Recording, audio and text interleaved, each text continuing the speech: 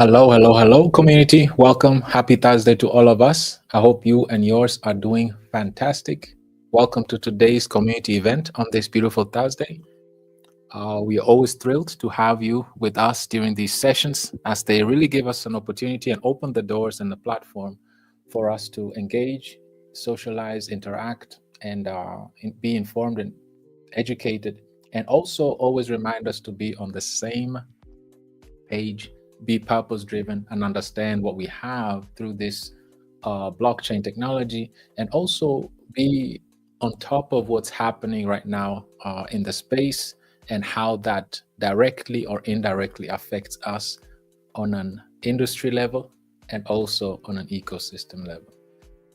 So with that said, I want to take the opportunity and welcome anyone that is new in the community that is tuning in for the first time. We are very pleased to have you here with us today. And also the veterans, those that are always with us consistently, we are always pleased to have you here with us today as well.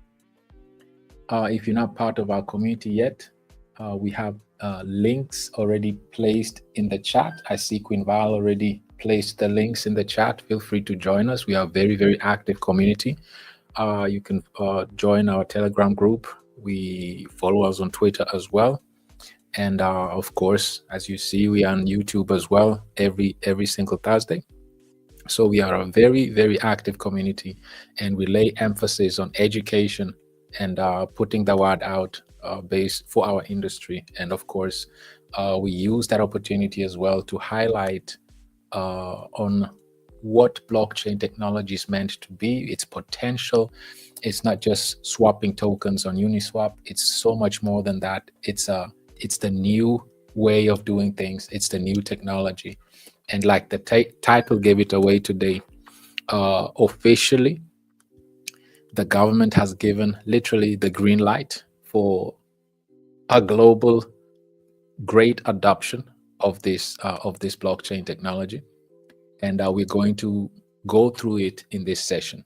Right, we're going to highlight step by step and just make sense out of what just happened with David Sachs talking in his very, very first conference that we were talking about. Right, it's the news of the town. Many think that it's just a bunch of nothing, and there is not meat and potatoes given out. There's not enough information given out, but we're going to dissect that and highlight that actually there is a lot that has been said. It's just we're not looking in the right places, right?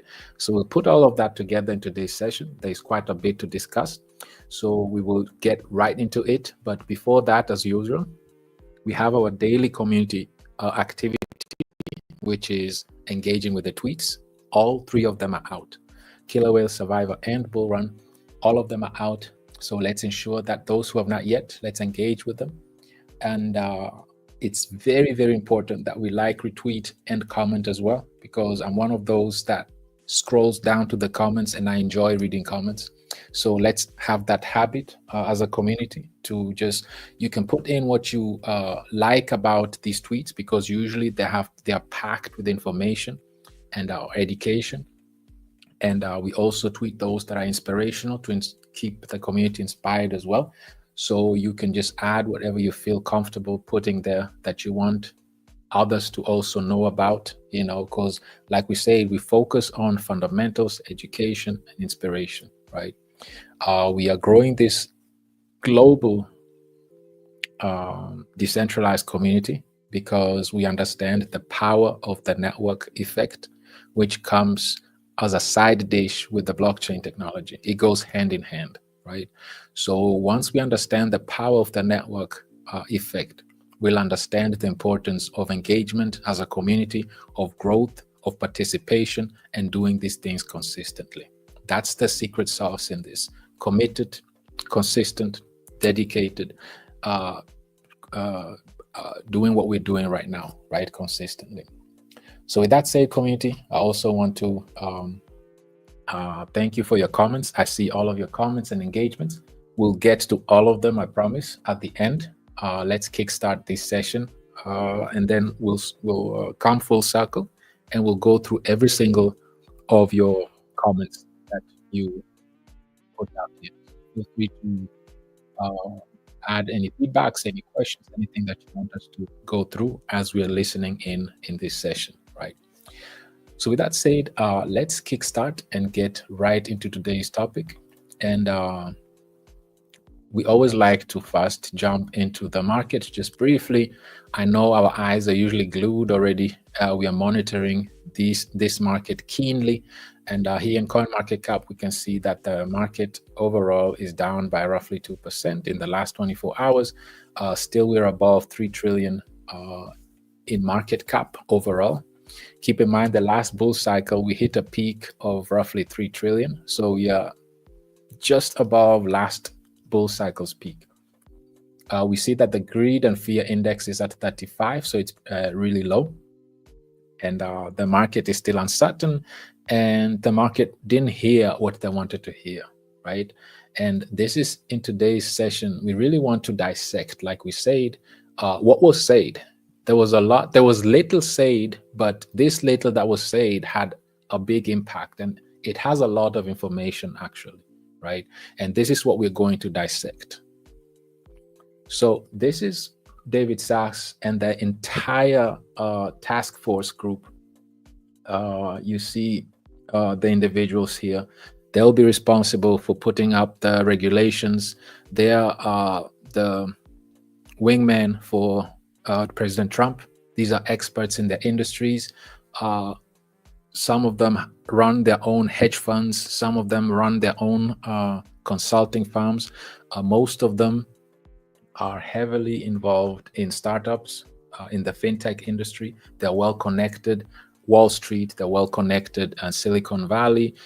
They know how to launch, start, fund startups, and they are the David Sachs himself is known because he's one of the PayPal mafia, right? One of the co-founders from PayPal, and well connected, has experience in launching, starting up fintech companies. So these are well-rounded group of individuals that came together, and Twitter, crypto Twitter, and even on YouTube, a lot of people thought that it was really lightweight what they said, and it wasn't enough for them, right? Today's session, we're going to really dissect just a few seconds. He didn't talk much. We just want to hear briefly what he said in specifically, and then we're going to dissect from there. This is just to set the stage so that we have something to work on throughout this session, right? So let's briefly hear what he actually said. It's less than a minute, and then we'll build on top of this as a foundation, and it will carry us throughout today's session, right?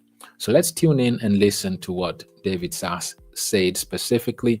This was his very first public conference in regards to their task, their mandate,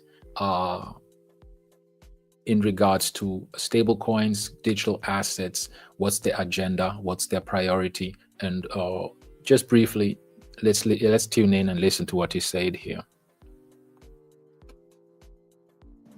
I want to say additionally, we're excited about working with both the House and Senate on stablecoin legislation. I know Senator Haggerty introduced a bill today. This stablecoins really have the potential to ensure American dollar dominance internationally, to increase the usage of the U.S. dollar digitally as the world's reserve currency, and in the process create potentially trillions of dollars of demand for U.S. treasuries, which could lower long-term interest rates. So let me stop there, and I want to.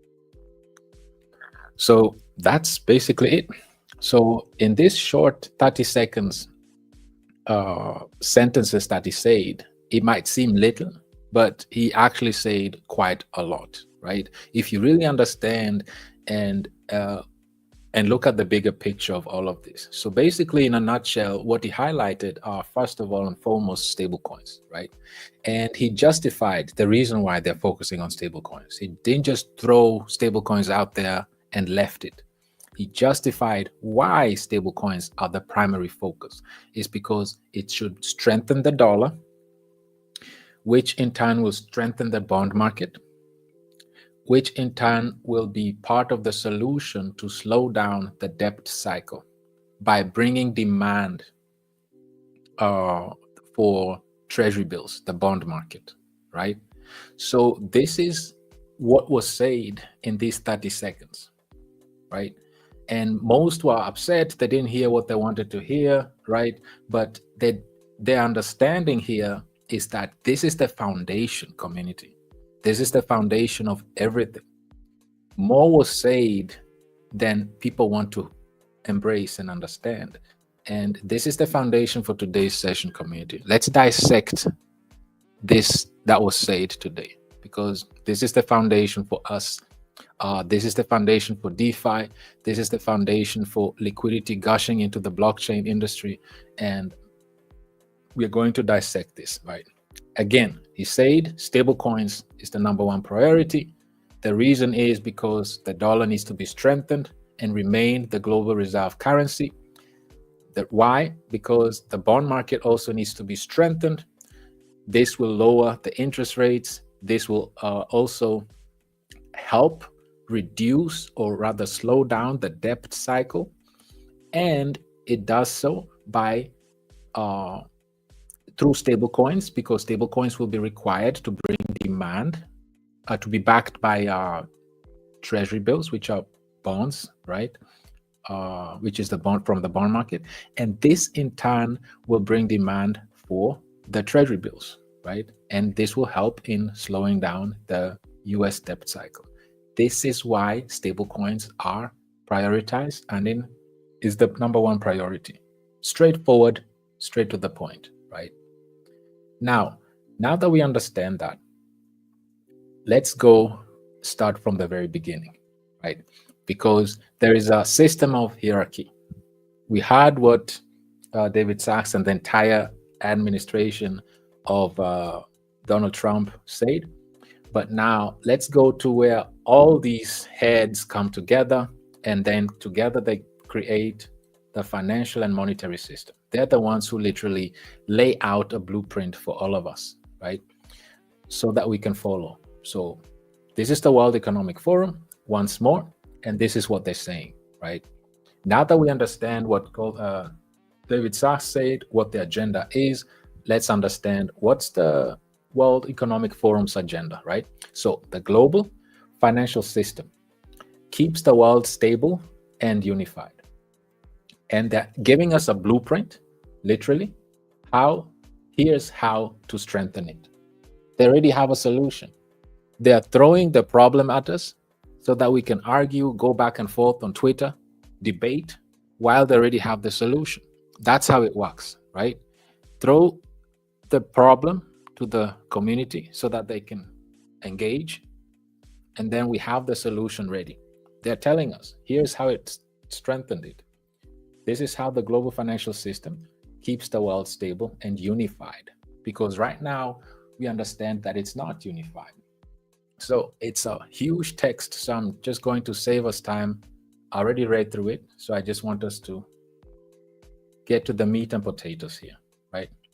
So how can governments and financial institutions promote growth in an age of geopolitical competition?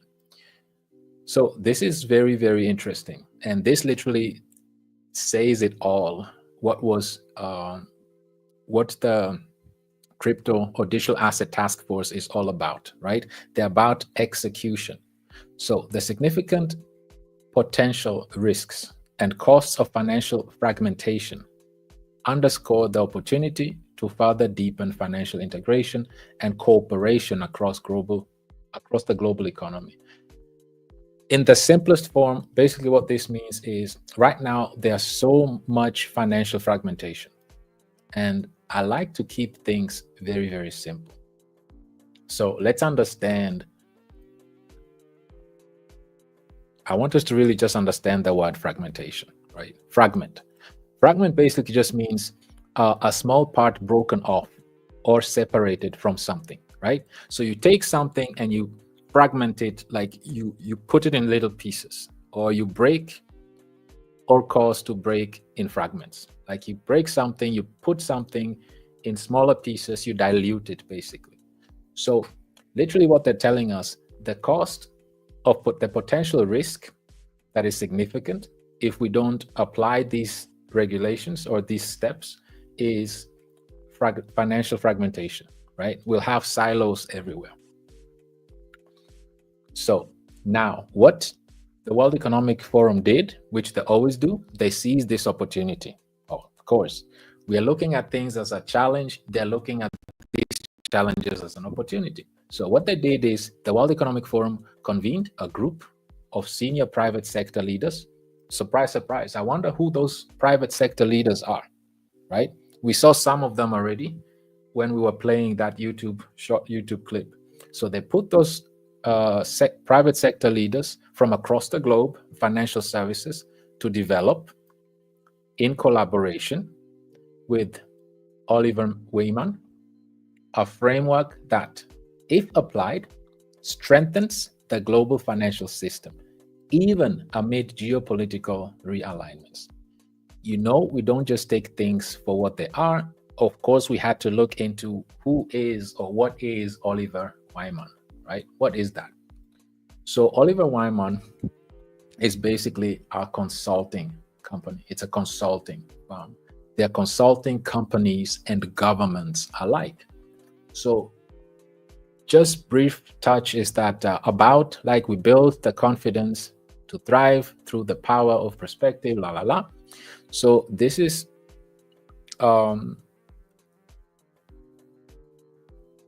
these are businesses, market leaders, businesses, and these are all the companies. There are 4 of them: Marsh, Guy Carpenter, Mercer, and Oliver Wyman, right? Together, they address the most complex challenges of our time. So people come with challenges and they throw out solutions. They are consultants. They're consulting institutions and governments. And they took part in Davos, and together they came together with these concepts that we're about to go through, right?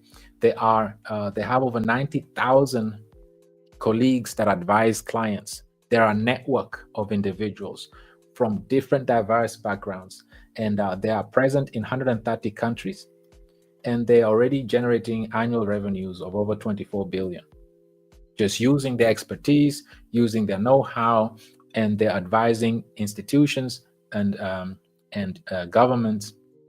That's what they do, right? And to improve their businesses or come up with concepts that are sustainable and efficient. People actually make money through that, right? So that's just for us to understand who Oliver Wyman is, right? So let's come back over here. So these people came together, right, in collaboration with this consulting company. World Economic Forum convened with a group of senior private sector leaders behind closed doors, and they developed a service in collaboration with this consulting company, right?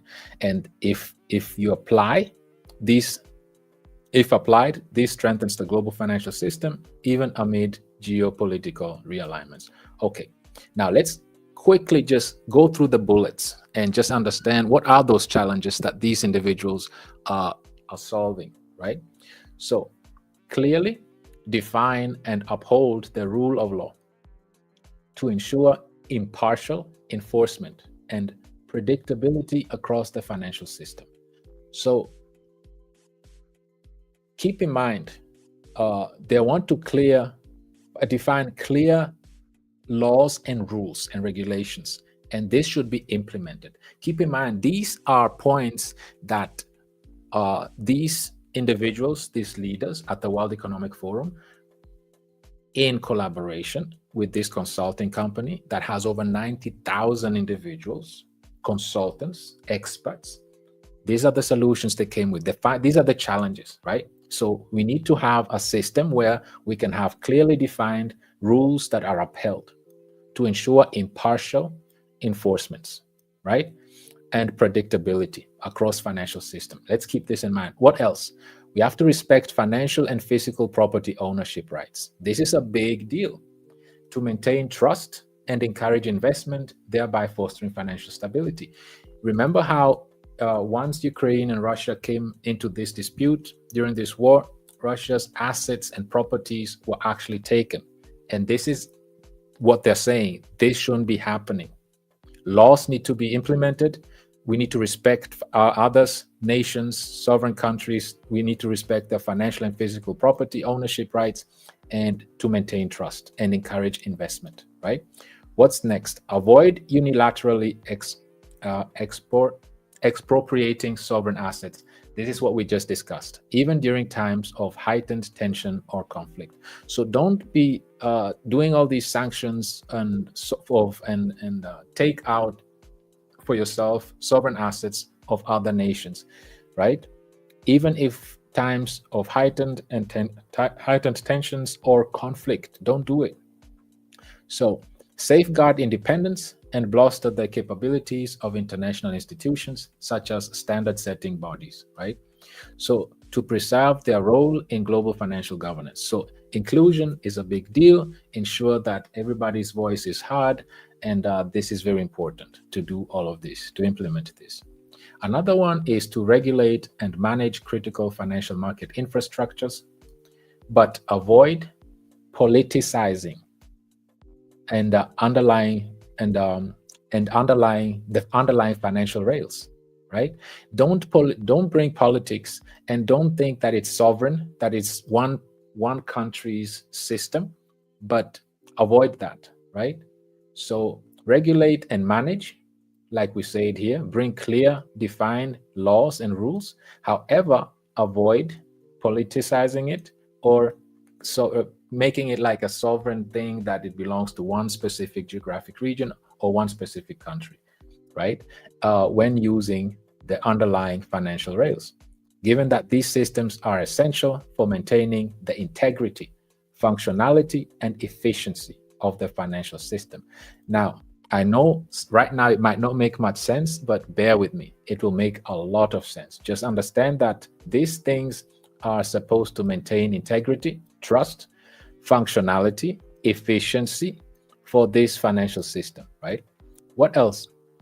Ensure that parallel financial market infrastructures are interoperable to facilitate optimal transactions and market efficiencies. So during the transactions and market efficiency, we need to ensure that parallel financial market infrastructures are interoperable, meaning that all these different nations, obviously they have different fiat money, right? They have their own fiat currencies, and they need to be able to work in parallel using this financial market infrastructure. They need to be interoperable, right? Meaning they need to be working simultaneously together at the same time. Now, another thing is structure domestic and multilateral policies and financial regulations to support financial stability and ensure cross-border flows of capital, data, goods, people, and ideas, right?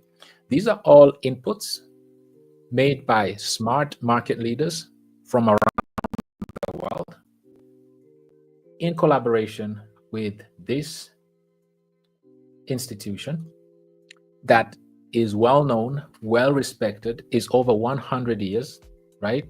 They've been established. They have over more than 150 years of expertise. So this is not just your rundown Twitter shiller that is just putting out their opinions. These are unique experts with over 150 years. They've been helping business leaders to find the right way forward, right, in areas of risk, strategy, people, right?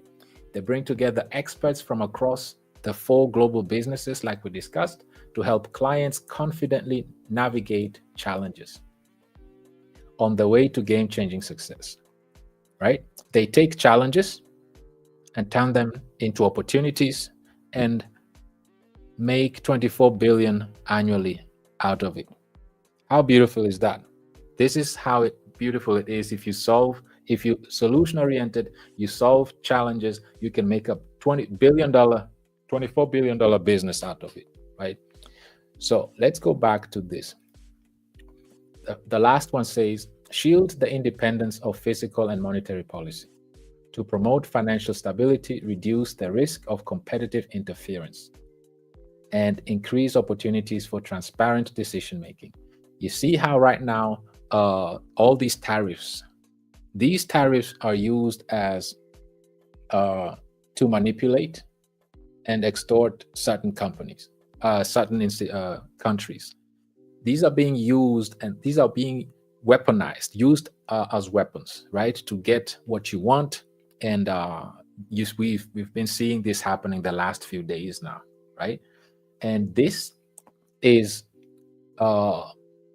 telling us that we should ensure that we shield the independence of the fiscal and monetary policy to promote financial stability, reduce the risk of competitive interference, so that if somebody, instead of competing from nation to nation the right way, you shouldn't be using tariffs, threats, sanctions, all of these things. It shouldn't be implemented, right? It should be open for competition without interference. It should increase opportunities for transparent decision making, right? So now, in addition, design and implement targeted and well-aligned statecraft measures, right? So these are things that tells you, these are things that you can produce, you can make. So minimize risk of unintended consequences and reduce the private sector's administrative burden. So instead of having individuals do these tasks, humans do this task, you can minimize that risk and implement the system that is doing it trustless, autonomous, and so on and so forth, right? Establish public and private consultation mechanisms to promote transparency in decision making, right? So in all aspects regarding the impact of economic measures of the financial system. So you need to use public and private mechanisms. It might not make sense right now, but soon it will make sense, right? So another thing is to protect the population, the sectors, the industries, and supply chains for humanitarian purposes through exemptions and carve out to avoid collateral damage and ensure their continued access to the global financial system. This is exactly what we're talking about. Right now, you can exclude people, you can exempt people, and we should avoid collateral damages done by, usually it's the citizens of that nation that are the collateral damage based on a decision made by an individual. So there came up with an idea that we need to address these things, right? So we can go on and on. I just want to come to this one. So reform the global financial system to reflect 21st century geopolitical and macroeconomic dynamics. So you need to come with a global financial system that reflects the 21st century. Where have we read this before? We've read this before somewhere. We've read this before, right? So, and protect the ability of firms to engage with actors across the geopolitical spectrum by structuring economic statecraft measures, standards, and regulations on a multilateral basis, right? So these guidelines propose a way to navigate a more multipolar and fragmented world while persevering the benefits of global financial integration and have driven economic growth for more than half century. So what are we saying here, community? Let's get into this one also. So let's read this. And can incorporate new technologies and future-proof systems. Let's read this. So an integrated financial system provides a global safety net to enhance resilience to financial crisis, can better harmonize the rapidly changing regulatory landscape to foster trust among stakeholders, and can incorporate new technologies to future-proof the system. Basically, what they're saying is that there is a way to address all these points that we just went through briefly, and there is even a way where we can incorporate new technologies, new smart contracts to future-proof the system even more. You can add more to it, right? So the financial sector is key to mitigating geopolitical tensions by connecting actors across emerging geo-economic blocks, right? And all of these is great because it needs this intermediation can help address shared challenges. And what are the challenges? Such as the energy transition that require collective action to promote financial stability and continued global economic growth.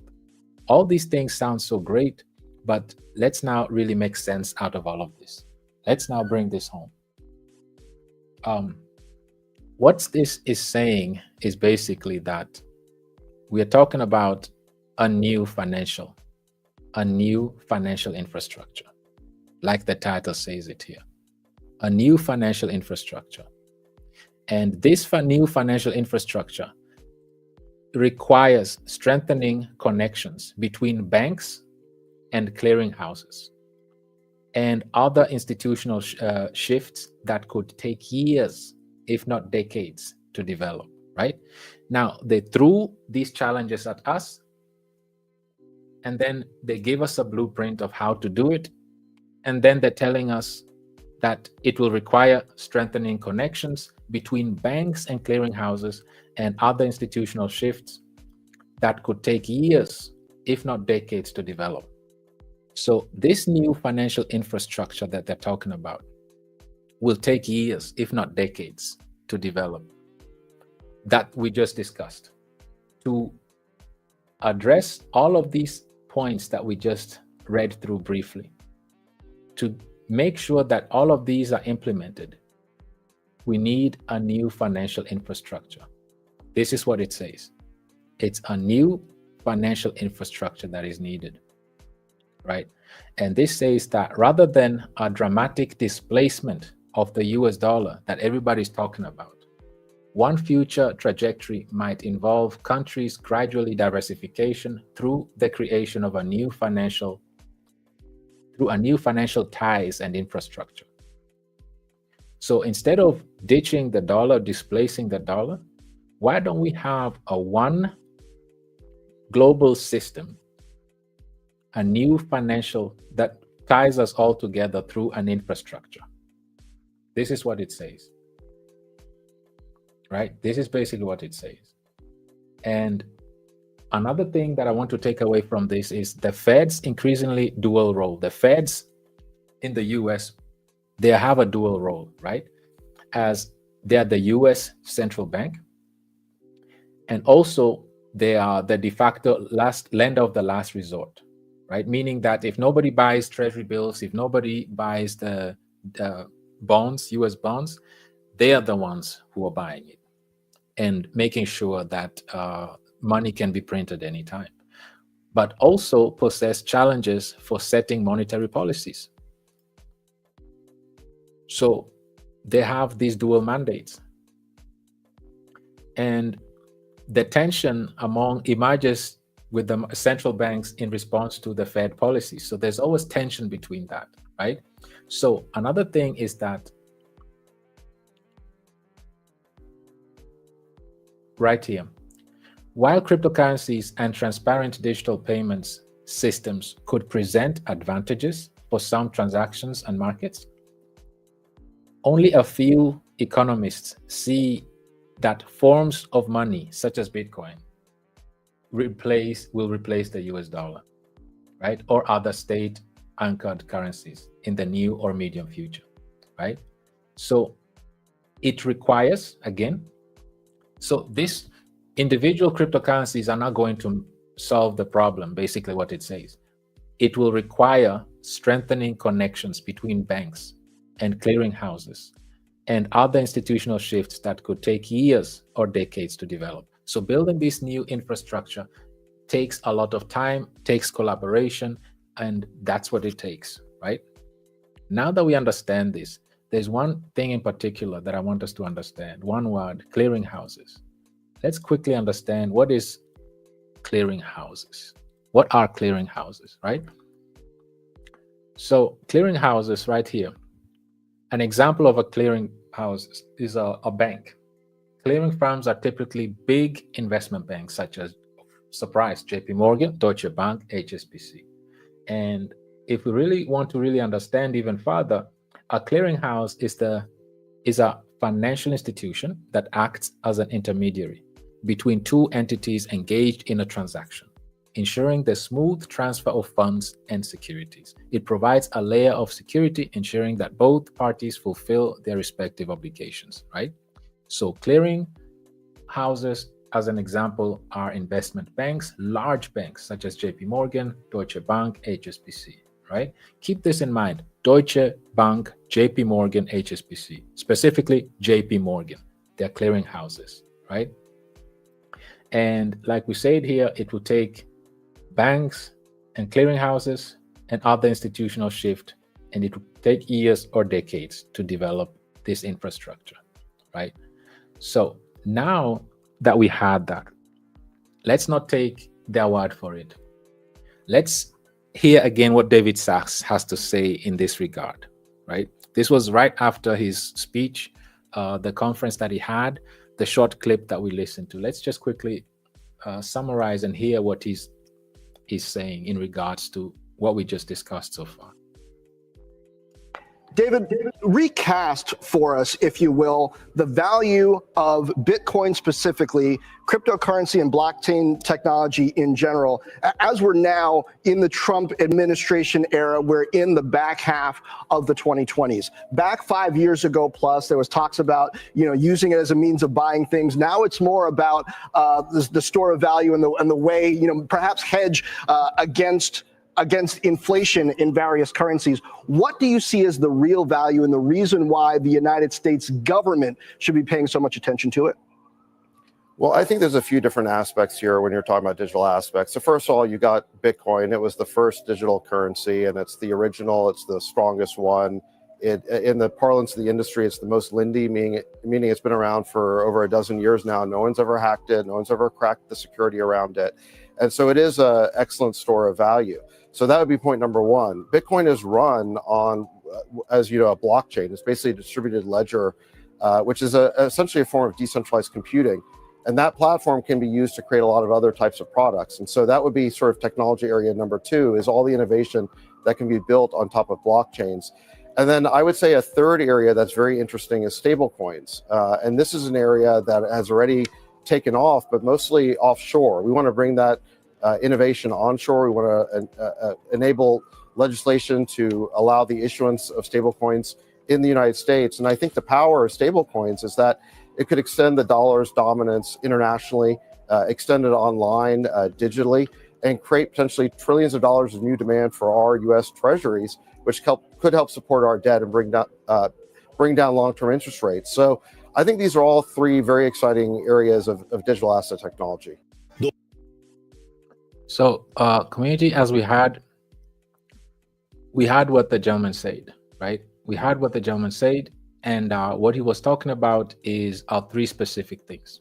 Let's just recap those three things that he just discussed. He made a differentiation of those three completely separate points. He started with Bitcoin, and he acknowledged that Bitcoin is the first cryptocurrency, and it's a commodity, it's a store of value, right? That's what it's good for. It's a store of value, and that's it. It's Bitcoin, right? So that's number one. And then he went to the second one, number two, and he said there's something that is actually after Bitcoin, which is actually known as the blockchain technology, right? And this is something known as the digital ledger technology, and you can actually build ecosystem on top of something like that. That's the second part. So it's the technology part. That's the second part. A digital ledger technology that you can build on top. And then he went to the third one, which was stablecoins. That's another point again. Those are three completely separate points. Stablecoin, he emphasized again the importance of stablecoin. It's to strengthen the dollar to remain the global reserve currency. It helps with the bond market by causing demand for US debts, right? And this helps with the US debt crisis. And it's a digital form, online form of the US dollar, and it will bring demand It will strengthen the dollar, bring demand for the debt markets, and it will also strengthen the bond market as well. Those are the 3 points. He put them separately, right? One is a commodity store of value, done. The other one is actually the underlying technology itself that you can build on top. And then finally, the stablecoin, which is an example of what you can build on top of a technology, the digital ledger technology. So those are 3 points that is separated. Now that we've discussed all of this and we've heard what is said, let's get to the solution now. Let's understand the solution. So all of this that we've heard, all these points, all these individuals that sat together, there's a solution here, right? So, and this solution is known as tokenization. Tokenization could be the solution. And governments and institutions are making moves already. So to get all these things done, the solutions are tokenizations, and more specifically, smart contracts. Remember what we just discussed? Remember these points that we looked at? And we realized that it will require a strengthening connection between banks, clearing houses, and other institutional shifts that could take years and decades to build. Remember what we went through here as well? Remember these points? To put all these points together, right? Remember, to seize this opportunity, the World Economic Forum convened a group of senior private sector leaders from across the global financial services to develop, in collaboration with this institution, that is their consultants for governments and institutions, a framework. They should develop a framework, if applied, that will strengthen the global financial system. Now, let's get to the solution now. And the solution, smart contracts and automated processes, right, in different areas. And this is exactly what you can do. You can make those points, turn them into smart contracts, and address them, apply them. You see how they were talking about define clear regulation, rules, and law? These are smart contracts. You can do these in form of smart contracts. Avoid unilaterally expropriating sovereign assets, even during times. These are things that you can apply using the smart contract, using the blockchain technology, by tokenizing things. You can implement all of these points, community, every single one of them, as a smart contract, where there is no need for trust. Everything is done through smart contracts. It's for everyone, it's equally treated. And there is no prioritize the use of economic nobody can use anything for their advantage or disadvantage, because all the rules will be cleared and settled in terms of smart contracts. So what we heard David Sachs talking about, and while he was stressing so much on stablecoin and on digital ledger technology, blockchain technology, this is the answer. This is not me saying it. This is the World Economic Forum themselves. They give you the challenge, they throw the solution at you, and then they let you debate on Twitter about it while they're already waiting with the solution. So tokenization could be the solution. Governments and institutions are making moves, and the business case for tokenization is the smart contracts and the automated processes that you can implement, and they implement these processes automatically, right? We've been through this, and the point is smart contracts are the solution. And why are these solutions? They will shorten settlement cycles, they will improve liquidity on a global scale, they will be more efficient, and they will lower systemic risks like we just discussed. And they'll, of course, this is the obvious one, you'll be able to interact 24/7 with them. However, these will require infrastructure. Remember, we discussed this multiple times. It will require infrastructure. And just like we said here again, This is a whole different article, but still from the World Economic Forum. It's a new financial infrastructure that is needed, right, to accomplish all of this. Rather than just dramatic displacement of the US dollar, why don't we create a new financial system and infrastructure? This is what they came up with, right? Now that we understand this, we also understand why what it's needed, right? It needs a network, atomic network of connectivity of blockchain networks. Keep in mind, this is creating a technology silos. Right now, there are so many silos everywhere, right? But what we need is to accomplish this is by using distributed ledger technology. And we also see this goes even further for collateral and so on and so forth for financial institutions, right? Now, let's not believe this. This is the agenda is one thing, right? Agenda is one thing. And they're telling us that all of this might take years or decades, right? This is what they say here. It says here that this might take so long. It might take way too long to put all of this together, right? It requires a strengthening connectivity between banks and clearinghouses and other institutional shifts that could take years and decades, right? Wrong. It's already happening. The infrastructure is already on. It's already in full swing, community. This thing has been already, they've been working on these things for years. So Mastercard and JPMorgan, where did we read JPMorgan? JPMorgan is a clearinghouse. You need JPMorgan. Mastercard needs JPMorgan because JPMorgan is a clearinghouse. Remember, we just read the definition of a clearinghouse? So Mastercard needs them to work with the largest investment bank in the world so that they can facilitate cross-border payments on the blockchain. So, and what are they using? They're using JPMorgan's Kinex digital payment unit, which is on the blockchain. And they're using Mastercard's multi-token network. This all sounds,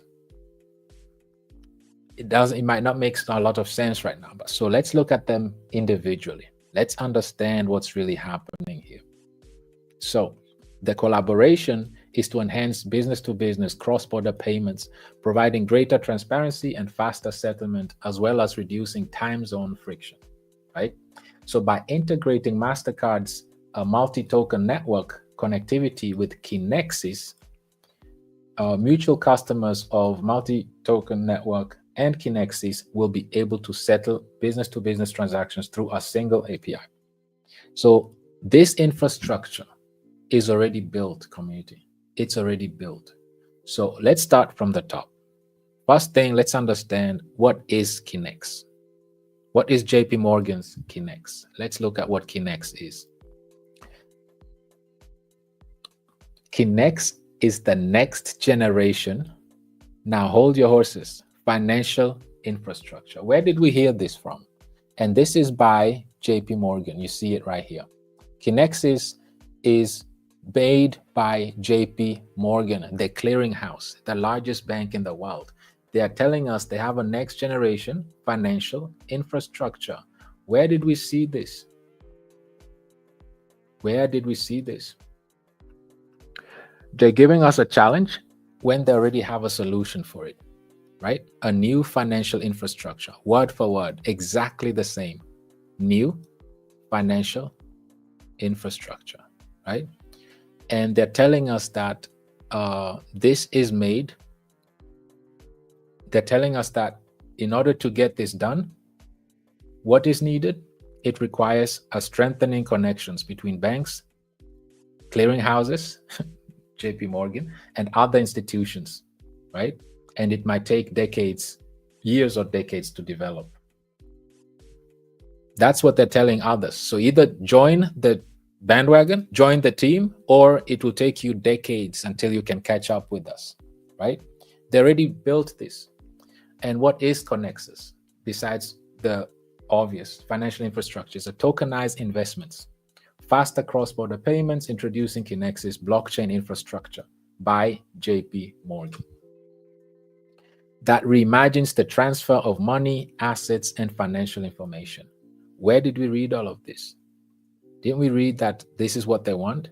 How to transfer data of people, how to address all of these things? This is exactly what we read. This is exactly what this article was talking about, right? Let's look at it. Don't take my word for it. Remember this point: structure domestic and multilateral policies and financial regulations to support financial stability and ensure cross-border flows. You have to ensure cross-border flows of capital, data, goods, people, ideas, remember? And this is exactly what they've built. This is already happening, right? They're telling us transfer of money, which is capital, assets, which is goods, right? Financial information, data, word for word. And it's a built project, or it's a built infrastructure. It's done, it's completed. So supercharge today's financial system, fast forward. Where did we read this? Remember what we read before? Word for word, supercharge this financial system. Remember when did we read here? Reform the global financial system to reflect 21st century. Remember? Reform the global financial system to reflect 21st century. Word for word, they're doing it. So supercharge today's financial system, fast forward with Connexus. Another point they're doing. They have proven solutions to automate complex financial operations and unlock asset utility. They are doing it with digital assets, digital payments, so on and so forth. They already have 1.5 trillion in volume within 4 years, and they've been this is just through trial. It's not even fully out yet. They're just going through trials. So let's even read more about this. Let's get more into it. So, enabling digital transfer. This is now Mastercard, right? They have the infrastructure. Mastercard built the infrastructure on their end, on the payment end, and we'll see how JPMorgan does theirs. So let's start with Mastercard. So they have this thing called multi-token network, MTN, enabling digital transactions using tokenized money. So what it really does is it enables companies, banks specifically, to use their network of payment. And they're working with a clearinghouse, JPMorgan, that facilitates the liquidity. So together, they now created the infrastructure that is needed. And this is exactly what Visa and MasterCard did with Visa and MasterCard debit and credit card. Keep in mind, Visa and MasterCard are dominating that. And they are both licensing out their service. And they had to partner with one bank, and then they can license the rest to everybody else. And this is exactly what they're doing. But don't take my word for it. Let's go further in this. So MasterCard multi-token network simplifies bank connections to innovate applications. So when we saw David Sachs talking and allowing stablecoins to work, this is exactly what's given the green light for. The infrastructure is already there, and what they do is they enable banks to have their own stablecoin and then join this network. That's why it's called multi-token network. So every bank in the world can be part of this, right?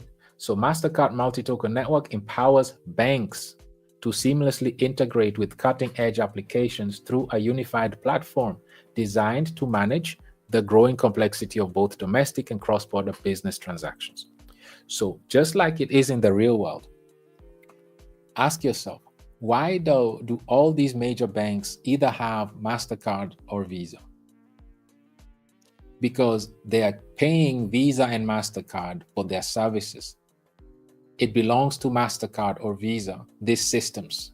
And these banks are just using their rails, just like right now. Same thing, it's repeating itself. But now, this time, it's on the blockchain.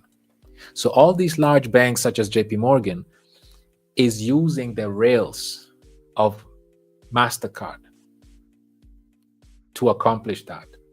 Same thing they did with MasterCard, Visa, MasterCard and Visa debit and credit card.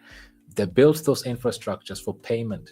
Now they're doing the same thing on chain. Let's look at it even more. Let's understand what Onyx is and where Onyx is now. Onyx is now JPMorgan, right? So using JPMorgan coin cross-chain settlement is just one example of Onyx becoming more open, right?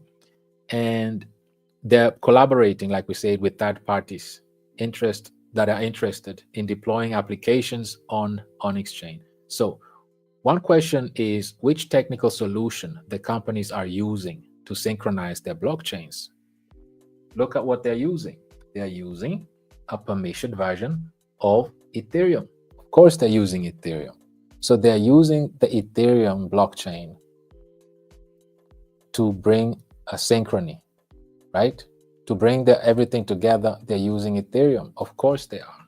What else? And let's look at it further. Programmability, right? So because they were just at first they were just focusing on the 24/7 operability, and it didn't bring them any further. So what they did is because the coin was not programmable, so from the start, but now since they launched a programmable token, which is their stablecoin, their own stablecoin, he's saying here we've seen a number of transactions explode by factors of 10, if not hundreds. So they've experienced so many more transactions once they came up with their own JPMorgan stablecoin, right? Some fewer larger transactions, lots of smaller transactions. On some days, the transactions volume reached the high single-digit billions of dollars. Now, keep in mind, this is not public yet. This is not even online yet. These are just going through a small group, a single group of transactions. They were just testing it, and they were just telling us the numbers that they're pushing through. Remember, we discussed that JPMorgan has $10 trillion in transactions in a single day. Remember? And here we see that the Onyx is on a permission version of Ethereum. So they have all that on Ethereum. So imagine all these transactions will be flowing through Ethereum. Imagine how much volume. So one more thing I just want us to highlight here. Of course, the obvious, the MasterCard announced the integration of the multi-token network for tokenized deposits and tokenized assets with Kinexys. Now we know what Kinexys is. It's the blockchain, private permissioned blockchain that JPMorgan is using on the Ethereum blockchain for payments, for digital payments, right? So both companies emphasize the benefits for cross-border payments because of traditional challenges with speed, transparency, and time zone differences. Didn't we read all of this before? This is exactly the points that we had previously. With transparency, regulations, all of these things being transparent, it will be so much easier. So Kinexys is designed to support clients with JPMorgan bank accounts. So it's mainly used by corporates that want to move money between JPMorgan branches dotted around the world. So multi-token network provides a simplified solution to enable banks to engage with tokenized deposits. This is the reason why. And these tokenized deposits are these banks' individual stable coins, just like Kinexys is. JPMorgan coin, it's a stable coin. So when David Sachs green-lighted and stressed that we want to focus on stable coins, this is what is being unleashed on, and it's being unleashed on Ethereum, because this is where all the magic happens. And these institutions already have infrastructure ready to go, as we see. So while people are saying, oh, David Sachs didn't say what we needed to hear, and he didn't say much, it's because you're not informed. You don't understand the agenda of the World Economic Forum. You don't realize that these infrastructures have been built already. They're ready to go.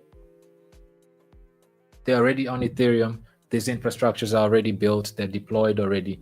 They're ready to go. So instead of developing their own blockchain network, it offers banks an API-driven solution. This is exactly like we said. So banks don't have to develop their own blockchain networks. Just like banks don't have to have their own clearances to develop their own credit cards. Why do you think every bank uses either Visa or MasterCard? They don't have to develop their own Visa and MasterCards. They can use Visa and MasterCards. Now they're doing the same thing, community, on the blockchain now. So Visa and MasterCard are now doing the same thing on the blockchain and having banks use their blockchain networks. To do that, you need a clearinghouse, and JPMorgan is the clearinghouse for MasterCard, community. So this is exactly how it's going to work, right? They're telling you these are the different layers. There's a user layer, there's a wallet layer, right? You see the retailers or traditional merchants, crypto native merchants, or corporations, right? And then you have wallets.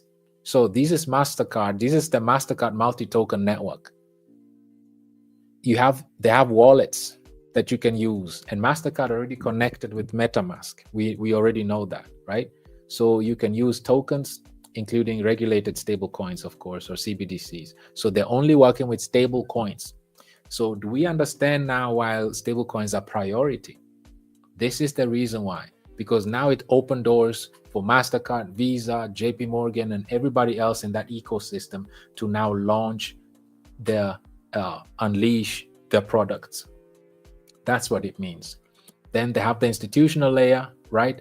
Licensed banks and fintechs, or virtual asset service providers such as Coinbase and all these other ones, right? And then MasterCard multi-token network, you can use your confirmation to add onboard your funds, money, AML, KYCs, and all of that. And then also the settlement layer. This is now where it really gets interesting. Final settlement of transactions could be executed through a variety of different types of infrastructure. And guess which one is they're using? Ethereum. They're choosing Ethereum as a public blockchain to settle the transactions, while they're using their private ones to onboard their clients. They're using their private blockchains, such as the Kinexis, the one that we just looked at. Let's go back to it. This is what they're using. This is a private blockchain, right? It's the new financial infrastructure, next gen. And this is what they use to onboard their clients. And once they onboarded their clients on here, then what they do is, let's go back here, the settlements, their clients don't even have to deal with blockchain. They don't even realize that they're using the Ethereum blockchain. They won't even notice that, because all they're dealing with is the private blockchain. So the clients are not the ones interacting on the Ethereum blockchain. Their clients are using the private blockchain, which is on Ethereum, right? And it's this, they're just using Ethereum as their settlement layer, as it says here. How amazing is this? So it's very convenient, something they're accustomed to. They already have millions and billions of clients. They have trillions of dollars in transactions, and their clients will never experience or never have to interact with Ethereum blockchain or transactions. They don't even know that they're going through it. This is just a settlement layer. They're using this right here. They're using this. They don't even realize it. They just come in over here and they interact just like on their mobile phones, on their applications, just like you're using your e-banking right now. That's what they're seeing at the forefront. But in the background, Kinexys is a blockchain with the execution layer on Ethereum, right? So enough of MasterCard. Let's go to the largest payment processor, Visa. Look at what they're doing. Visa launches tokenized asset platform. For who? For banks to issue what? Stablecoins, fiat-backed tokens. Where? Of course, on Ethereum. Where else? It's the most secured, most battle-tested platform, smart contract platform, where all these things are taking place. So while people are whining and crying because Sachs didn't say what they wanted to say, they're missing the big picture. The big picture here is that Visa now can unleash, MasterCard can unleash their blockchain-based tokenized asset platform for banks to issue their own stable coins. This is why stablecoin is the priority. So banks, instead of going through regular processes like we are accustomed to, banks now will directly provide liquidity on blockchains, on Ethereum directly. No more going through the conventional, traditional routes anymore, right? So let's look at this even further. Let's understand this. So the payment giant, Visa, has unveiled its Visa tokenized asset platform. This is like, this is the same platform, same concept, such as the one for MasterCard. Theirs is called multi-token platform, right? And Visa's own is called Visa tokenized asset platform. What is it for? It's designed to assist banks also, just like the one for MasterCard. It's designed to assist banks in issuing and testing fiat-backed tokens, also known as stablecoins, their own stablecoins. On where? On Ethereum network. So this innovative platform aims to digitize and automate existing processes. So they are not reinventing the wheel. These are processes that already exist. All they do is to facilitate the exchange of real-world assets through the power of smart contracts. Now, where did we read this? Didn't we just read that smart contracts are the business case and that tokenization is the solution? Now we're connecting the dots right here. This is why World Economic Forum was saying that tokenization could be the solution, and governments and institutions are already making moves. It's true. And what's the business case for tokenization? Smart contracts and automated processes. It will improve liquidity. It will strengthen the dollar. It will strengthen the bond market. It will bring a lot of demand for US treasuries, right? And this will help to slow down the crisis, global debt crisis. So whenever you see the government and these individuals that came together, let's share this. Let's go through this. Remember how we saw that to seize this opportunity, the World Economic Forum convened a group of senior private sector leaders. These are not some random shillers. These are some very smart leaders from across global financial service to develop, in collaboration with Oliver Mean, a framework, if applied, will strengthen the financial system. So they already done it. It's a done deal. They already have the solution, right? They even have a name for it. It's known as Kinexys. It's known as MTN, Mastercard Multi-Token Network. It's known as Visa, VTAP, Visa Tokenized Asset Platform. These things are already done. Infrastructures are already built. It's a done deal, community. So to accomplish all of this, it will require a new financial infrastructure backbone. That's what it will require, right? And this is it right here. Next generation financial infrastructure. It's done. So while people are complaining, oh, he didn't say Bitcoin reserve, blah, blah, blah, blah, it's because it's not the solution. And in this video we watched, he said it. He differentiated those three separate things. He said, yes, Bitcoin is great and good, but it's a store of value. That's it. But there is the underlying technology that we want to use and build products and services on top. It's known as the blockchain technology, right? It's a blockchain infrastructure that we want to use. We want to use the technology, not just some coin that is a store of value, but we want to use the blockchain infrastructure and build the next generation of a financial infrastructure on top of it. And that technology is known as Ethereum, right? And that's where this infrastructure of Onyx, it's using a permission version of Ethereum. That's where it's happening. So let's go back to Visa. So it's designed to assist banks, like we said, right?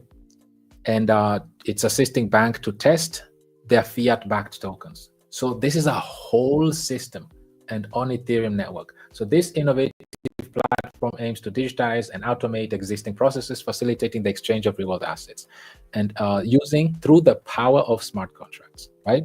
Nothing about a coin here, nothing about a store of value here.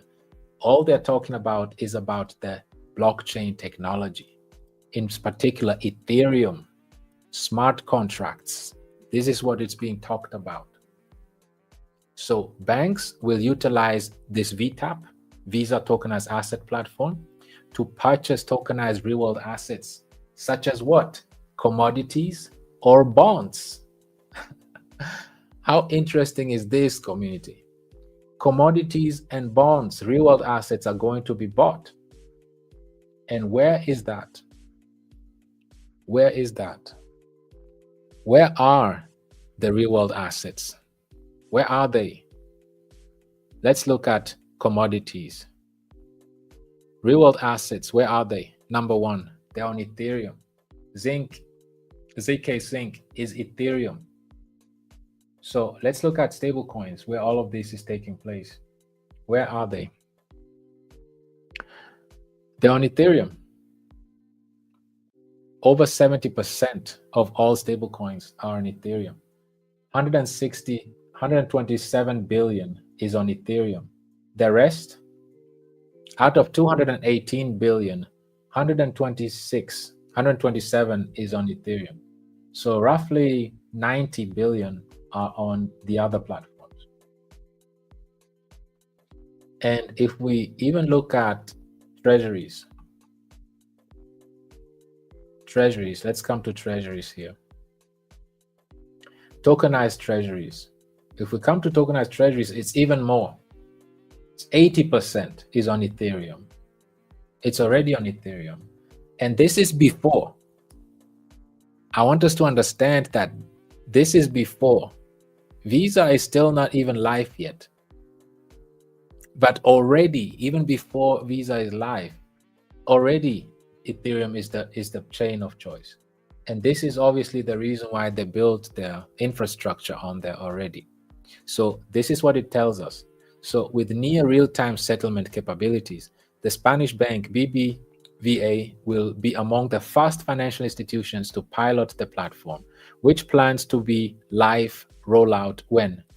Right now, 2025. Now that David Sachs gave the green light, Trump made the executive order. They're stressing on focusing on stablecoins, and banks will be having their own stablecoins issued by Mastercard and Visa.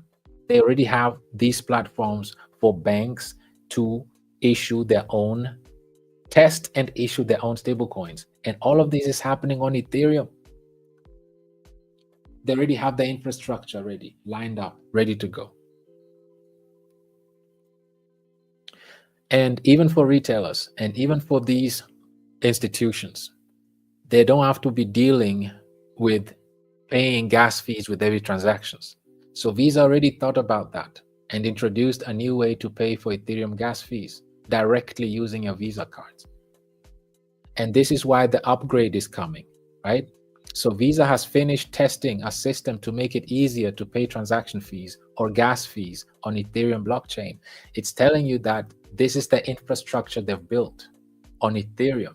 It's expensive to build it. It takes years and decades to test and launch and develop these infrastructures. This is why they've been doing this for years already, and it's done. It's ready to go. And they chose Ethereum to do all of this. They didn't spend all this money, all this time to build this infrastructure nowhere else but on Ethereum. So Visa has been actively exploring the crypto sector, right? And like we said, Visa has finished testing and all of that. They know how to, you'll be able to pay that gas fees. And this is why next month in March, there's this new update coming. Every transaction on Ethereum needs the payment of gas fee, which often means ensuring one has balance of ETH in their wallet. The ERC Ethereum standard, which enables smart contracts to operate as wallets by utilizing account abstraction, is what Visa advises using in conjunction with the payment master contract. So they already came up with their own. I want us to see this real quick.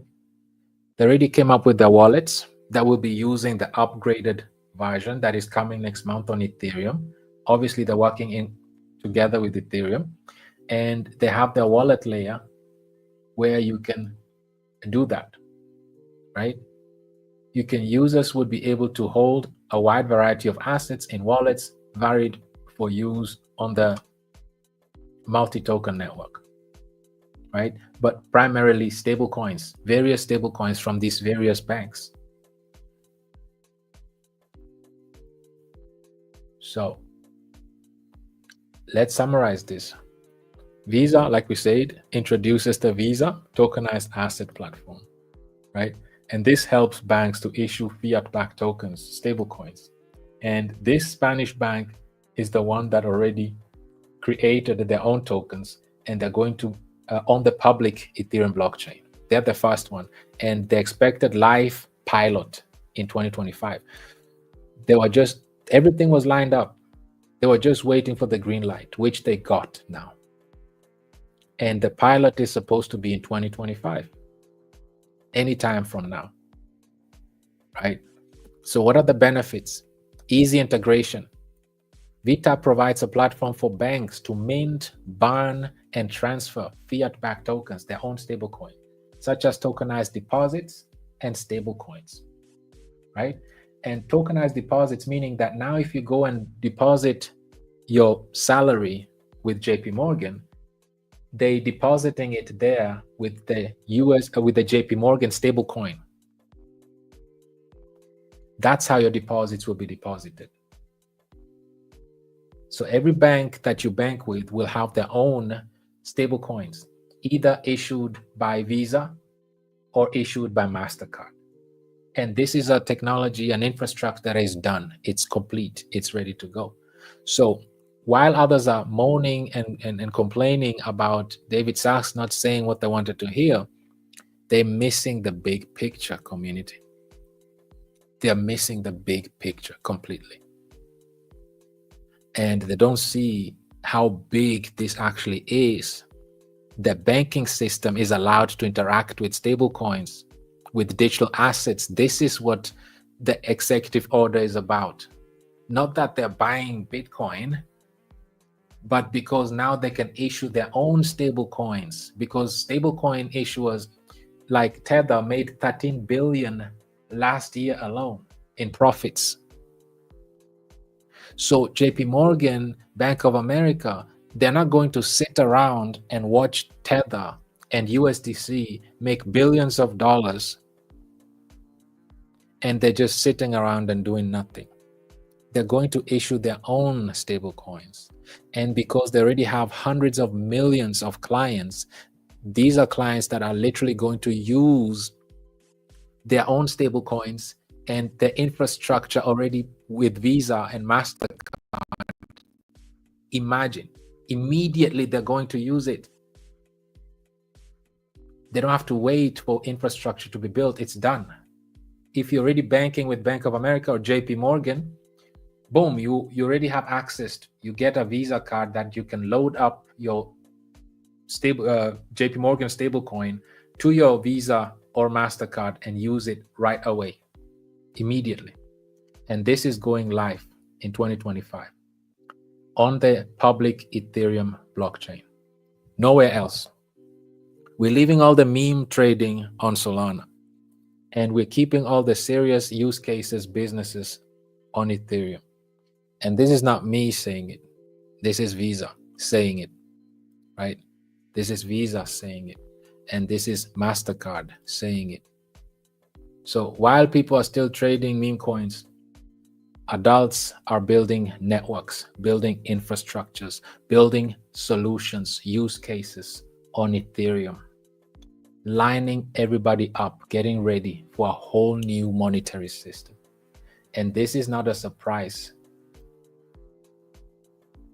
They've been telling us how governments and financial institutions are going to promote growth in an age of geopolitical competition through smart contracts.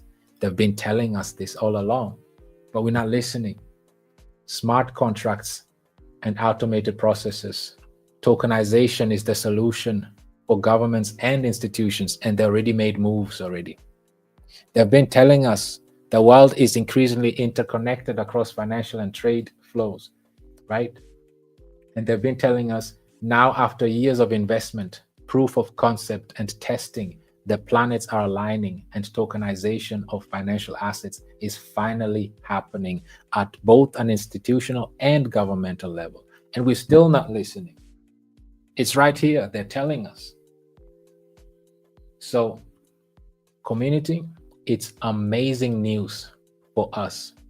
It's amazing news for us that stablecoins are being green lighted, because we on the Ethereum network are going to experience all this flood, all these transactions are coming through. Let's look at them. Visa has a global network of more than 15,000 financial institutions, and they're going to help facilitate seamless transactions of fiat currencies across more than 200 countries and territories. Nobody can have a better use case right now than Visa and Mastercard. They already have institutions, 15,000. Which crypto project has 15,000 institutions and has already a VTAP lined up, infrastructure on Ethereum? No one has, right? So now Visa is applying its expertise in new technologies such as smart contracts to enable banks to issue and transfer fiat-backed tokens over blockchain networks. How beautiful is this? How beautiful is this? So are you part of the ones that are complaining because there is no reserve currency? Or should we be overjoyed seeing the bigger picture and understanding that this is great, because now we have real use cases. Now we're getting real volume finally. And Ethereum is getting ready to take off because it's getting ready to experience a bunch of volume. And these are not meme coins creating random volume. This is Visa, Mastercard, and banks globally. 15,000 financial institutions are getting ready to give us some volume. Over 200 countries instantly are getting ready to interact using the blockchain technology, right? And this is what we're supposed to be happy about. This is what's great about all of this, right? So this is available in a test environment with plans to support live programs in 2025. This is the year where all this is taking place. All that was waiting for was the green light. Now it's here. The infrastructure is done. Everything is ready to go. So the programmability, VTAP covers that because it's designed to enable banks to issue their own stablecoins with smart contracts, right? And interoperability as well. There is a growing ecosystem where tokenized real-world assets are being issued across multiple permissioned and public blockchain networks, right? We read about the permissioned, and the public one is Ethereum. They have their own, right? The settlement layer, you see? The settlement layer, the public blockchain is Ethereum. And then the private, they have their own private layers as well.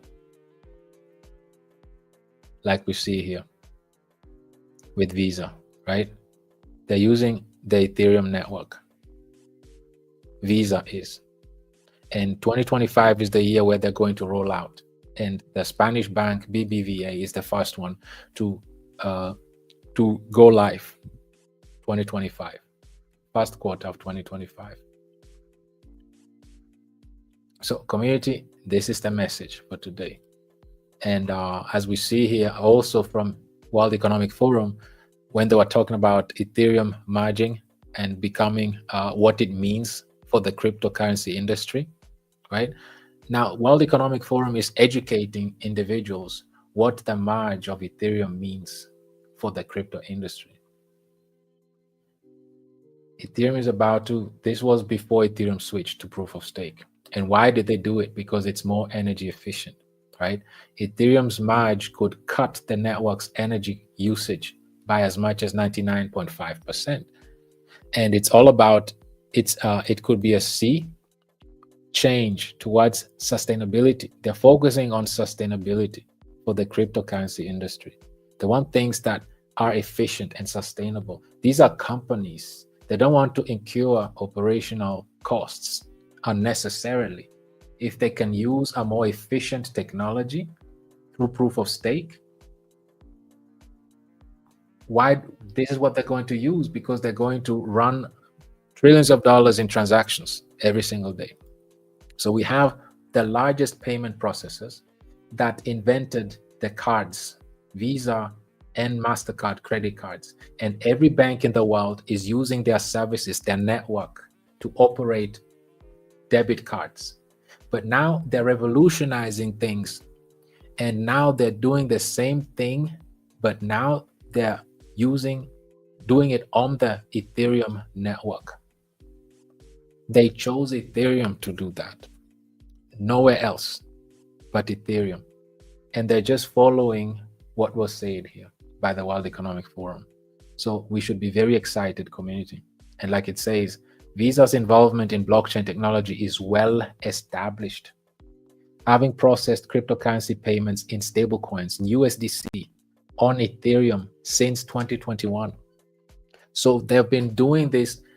Next month will be exactly 4 years. So what they were saying, community, was true. They were not exaggerating. They were right.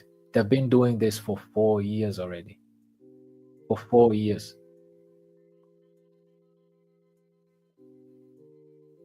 They've been doing this for 4 years. So when they were telling us that all of this, it requires strengthening connections between banks and clearinghouses. They were telling us what they already did and other institutional shifts that could take, how long? It could take years, if not decades, to develop. They're telling us that's how long it took them. And we obviously see that indeed that's how long it took them, right? That's how long it took them. And if we come back here, we see that indeed it took them long. Visa's involvement with blockchain technology, it's It's a proven concept. They have no competition. They're already market leaders in this industry. Who is going to come and knock off Visa? Who is going to come and knock off MasterCard? These two are running this industry. And they chose Ethereum already. They chose USDC stablecoin and they chose Ethereum. And they've been doing it not since last weekend. They've been doing this for 4 years, literally. So, community, what we've had today, what we've heard from SACS, the task force laying emphasis on stable coins, these are the reasons why. This is the reason why. And while people are still arguing and crying about what SACS said, the United Arab Emirates, they're already implementing, they're already doing it. They're already using their real estate and embracing stable coins already, such as Tether. And while they're already educating their agents to use them. So while people are still whining and moaning, other nations are already implementing what SACS has just said. So they're teaming up, Tether teamed up and integrate USDT into real estate transactions in the United Arab Emirates. You can purchase real estate using your stable coins, real world asset. So while adults are building real use cases, are taking challenges and turning them into solutions and being part of the solution and not part of the problem, this is what it's all about, right? The partnership aims to improve efficiency in real estate deals while educating agents on the practical applications of stablecoins, right? It connects over 30,000 real estate agents across the UAE and international markets. We'll collaborate with Tether to launch an interactive educational series. This is what it's all about. Find a way to add value to as many people as possible and do it better than anybody else. They are giving you education on how to use stablecoins. This is the impact of what's happening with us right now. And another thing I want to highlight as well is this, right? DeFi is about to enter a new growth phase. It's time for DeFi to shine again, right? DeFi markets are facing a resurgence as the Trump administration embraces pro-crypto policies. And this is what we were looking forward to. Utility tokens, real-world use cases, things that are fundamentally solid and a part of a solution are about to be celebrated once more. And this is what we look forward to, right? Decentralized finance market are approaching a critical inflection point as pro-crypto policy frameworks unfold under the Trump administration, right? And this is what we are about to embrace in this year. Like we saw, many pilots are being launched in 2025. Many are going live. Like we saw here, the Spanish bank is being rolled out in 2025. MasterCard is rolling out theirs as well. And MasterCard and Visa just rinse and repeating what they did with MasterCard's Master and Visa credit cards. They invented that system and now they're doing the same thing. The only difference is they're doing it using USDC and on Ethereum. And they've been doing it for 4 years already. Right? So the platform not only focuses on token issuance, transfer, and redemption, but also addresses various use cases, including real-time money movement between banks, interbank transfer, using wholesale in case this happens, CBDCs, and a cross-border transfer for multinational corporations. This has never been done before. It takes 3 to 5 business days, banking days, for transactions to go through. But now everything will be happening in real time using this blockchain technology. This is why the number one priority of the US is stablecoin regulation, stablecoin issuance, because it's the foundation for the entire new monetary system, new infrastructure. And these are not my words. This is JPMorgan, the clearinghouse. Next gen financial infrastructure. It's already built, it's ready to go. And where is Kinexys by JPMorgan? Where is it? It's on the Ethereum blockchain. Where is Mastercard? Where network? Where is Visa's network? All on Ethereum, right? So this is the message for today, community.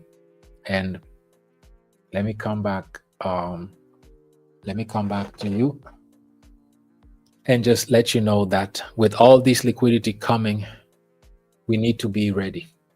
With all this gushing of liquidity, we need to be prepared. And the best way to prepare is to have an ecosystem ready that is embracing, that is taking advantage of it, right? Just like the one that we have here. One that is addressing the 4 challenges that we always talk about, and which is lack of liquidity, inflation, unsustainable staking distributions, and inefficient use of volume. We always talk about that. If you don't have a solution to these 4 challenges, all that we've discussed so far, how are you going to take advantage of all this liquidity rush, all this volume? You're going to miss out. So you need to be part of an ecosystem that is literally taking advantage of all this rush that we're about to experience, that is taking advantage of all this liquidity that is about to hit Ethereum by retaining liquidity, by reducing your supply, and by having by issuing sustainable staking distributions. And we're doing all of these by using our volume efficiently. And this volume is triggered by the liquidity that we keep retaining.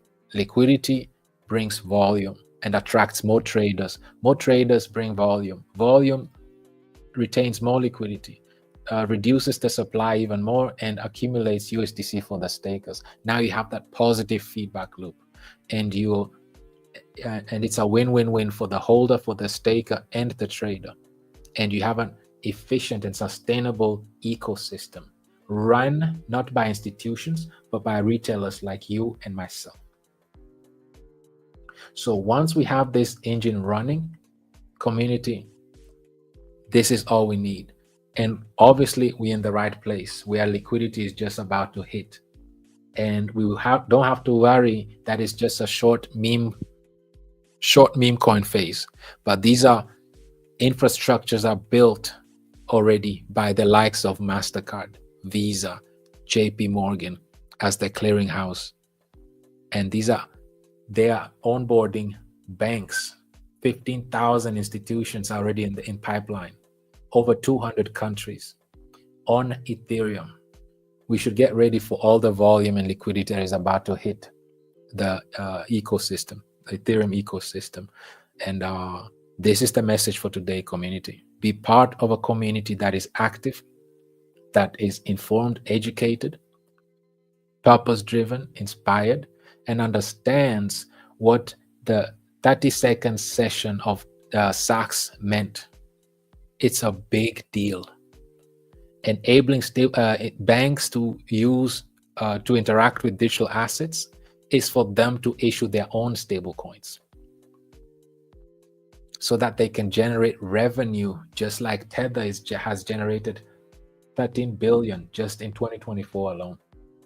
That's more than Goldman Sachs and all these other large banks that generated just for issuing stablecoins. So banks are going to do that. And these will be tokenized deposits for the depositors that they can then use. So this is it for today, community. Let me now really come back to you, check with you whether you have any feedbacks, any questions that you want us to go through. And then we'll call it a session for today.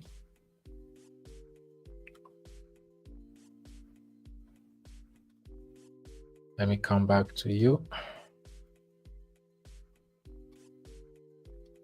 And in case you came in late and have not engaged with the tweets yet, I highly encourage us to do so, as it enables us to reach as many people as possible to bring awareness to our industry.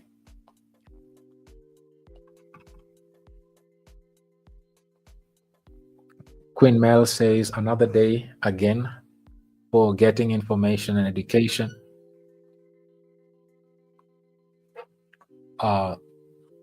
I'm glad that you participated. It's always a pleasure to see you, Queen Mel. Thank you for your feedback. It's always a pleasure to see you in the community. My great brother Theo says, greetings, my great brother Steve, dearest great queen, Mama Wino, and my epic Bullrun family.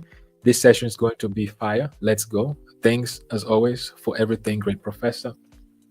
Thank you as well, great brother Theo. Always a pleasure to see you. We really appreciate your consistency in participating in these community events. Very much appreciated. You see Queen Val says, hello family, happy Thursday to us all. Thank you so much, Steve, for your tireless and consistent lessons. Can't wait to hear what you have prepared for us today. Thank you so much, Queen Val. We are very, very much appreciated also for your efforts, your commitment, your consistency, your leadership in Zoom, and all these Queen events that you also participate in consistently. For the banners you create every day, you're very much appreciated as well. And I hope today's session, you got something out of today's session as well. Queen Beatrice says, good evening to our dear Queen Mother, our big brother Steve, and the Bullrun community. We here to be educated, informed, empowered, and inspired. To you, thank you, brother Steve. Thank you too, Queen Beatrice. We are always pleased to see you in the community. We are very humbled to have you amongst us. We appreciate your efforts, your commitment very, very much. And we are glad to see you here today with us again. Queen Patricia says, good evening, family, and good evening, Mr. Steve. Thank you again for coming to empower us. Stay blessed always. Thank you as well, Queen Patricia, so much for your consistency as well. And it's only great because the community is participating. It's fun when we're all participating, we're all engaging, and we're all putting the word out. It's not a one queen or one king show. It takes all the kings and all the queens in the community to make this a reality. And like we've learned today, imagine everything is lined up, right? Everything is lined up. And once we understand what's happening and we are at the cutting edge, at the very early stages of this, the fast times are the best ones, because there won't be not another event of such magnitude of liquidity. It's always the first time that you experience so much liquidity and gushing, and you can make the most out of it, because the next cycle won't be as significant as this one. So we are at the right place at the right time, on the right network, on the right ecosystem, and we're the right community, right? So thank you, Queen Patricia, for your feedback. Queen Tomiletso says, good evening, Bullrun family, our developers, Mom Awino and Brother Steve. Good evening, right back to you too, Queen Tomiletso. I hope you and yours are doing fantastic. And it's always a pleasure to see you participating in these events. Queen Val already was generous enough to place the Telegram links for Bullrun, Killer Whale, and Survivor. So those who have not yet, I highly encourage us to participate and join our Telegram group. Like we said, we are very active daily on Zoom, 5 weekly events a week. And we are very active on YouTube, as you see today, on Twitter, extremely active, and then on Telegram as well. So feel free to join our community and to be part of this global movement. Queen Lati says, greetings, Bullrun family. Another opportunity to be taught about the great adoption. Thank you, Queen Mother and King Steve, for this opportunity you gave to this family. Take us on, our professor. It's always a pleasure to see you in the community and participating consistently, Queen Lati. I hope this session brought something added value to you today. Queen Kionole says, good evening, family. Looking forward Looking forward to today's session. Thank you so much, Queen Kionole. You're very much appreciated. It's a pleasure to see you consistently in the community. Queen Goleba says, greetings, Brother Steve, Queen Mom, and Bullrun family. Thanks again for this day as we wait for Mr. Steve's education. It's a pleasure to see you consistently participating in these events. It goes a long way. Very much appreciated. And I hope that you have a good takeaway from today's session. Queen Jane says, good evening, family. Keep me updated. I hope that you are able to be updated on today's session. It's a pleasure to see you in today's community event as well. Queen Louisa says, greetings, queens and kings. What a wonderful experience as we meet again for our session. It's a pleasure to see you. And indeed, it's a pleasure. It's a great experience for all of us to be united here and be able to be on the same page, right? And be purpose driven and understand what we have, what's coming, and what it meant for Sachs unleashing the news that their number one priority are stablecoins. Now we understand why, because it's literally it's the foundation of the entire financial system. It's a next gen financial infrastructure, like Kinexis said, which is from JPMorgan, right? So there's an infrastructure that took years to get built, and it's been ready. And it's an ecosystem that is already built by the largest market payment processors and the clearinghouse, JPMorgan. So Visa, Mastercard, and JPMorgan are teaming up to onboard 15,000 financial institutions in over 200 countries. And JPMorgan is the first one, and they alone process over 10 trillion US dollars on a daily basis. So you can only imagine what Ethereum is about to experience. So Queen Jane also says, hello community family. Hello community and family. Hello right back to you as well, Queen Jane. It's a pleasure to see you in the community. Queen Aloshi says, greetings, Bullrun family. I am looking forward to another inspirational session. As always, thank you, Dev Steve, for your selfless effort in educating us, and Mama Wino for continued support. It's a pleasure. Like we said, it takes all of us. We're just chipping in our little part, and the whole community is chipping in consistently. Everybody's adding value, doing what they know best to push and bring awareness, to push this message out, right? And bring awareness to the masses about the crypto industry, right? Like we always say, the crypto industry, it's called crypto, but it's actually all about the technology. People limit this industry to just flipping random meme coins. It's so much bigger than that. And I hope that this session today at least broadened our spectrum to really understand that this is exactly what this blockchain technology was meant for. To be used to be more efficient, more sustainable, to better improve the existing traditional system. And traditional institutions understood it. And they are finding challenges and solving these challenges with the blockchain technology, how it's supposed to be done. So whoever solves challenges using this technology, they'll be at the forefront. They'll be the market leaders of tomorrow, right? And we are glad that we are part of the solution and not part of the problem. So Queen Jane says, hello community. We are privileged to get another chance to be educated, inspired, and be updated. Salute you, Mom and King Steve. God bless you and community, family at large. Thank you so much, Queen Jane, for your kind words. I hope you and yours are doing fantastic, and it's a pleasure to see you in the community as well. We appreciate your consistency and always participating in these community events. Queen Poloko says, good evening, Bullrun family. It's such a pleasure to see you in the community. We appreciate you. Good evening right back to you as well.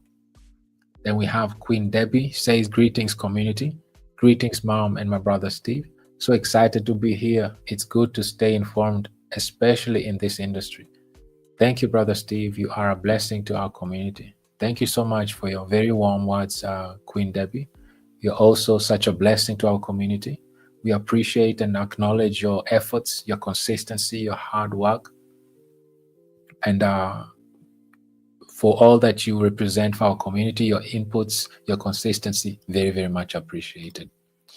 My great brother Abdullahi says, warm greetings to you all. Warm greetings to you as well, brother Abdullahi. I hope you and yours are doing great. Queen Kube says, hello, Bullrun family. Another informative session. Looking forward to be inspired and educated.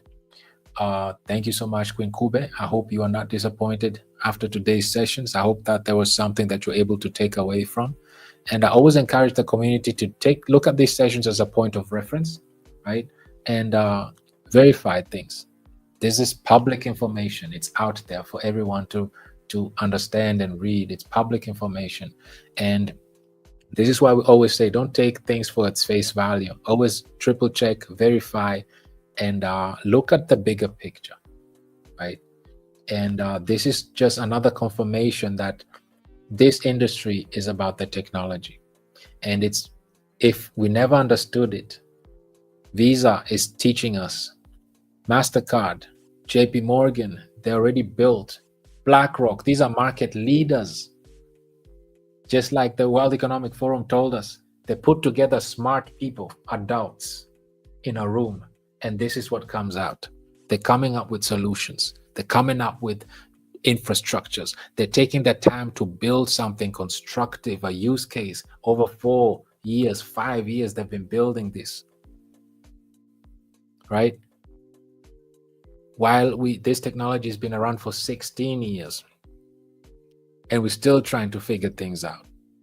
And the best use case is flipping meme coins. This can't be our reality, community. So it's so refreshing to see that institutions are using this technology for what it was meant to be used, as a solution, to find solutions with the smart contracts, with these tokenized digital assets, to build infrastructures for the betterment of retailers, right?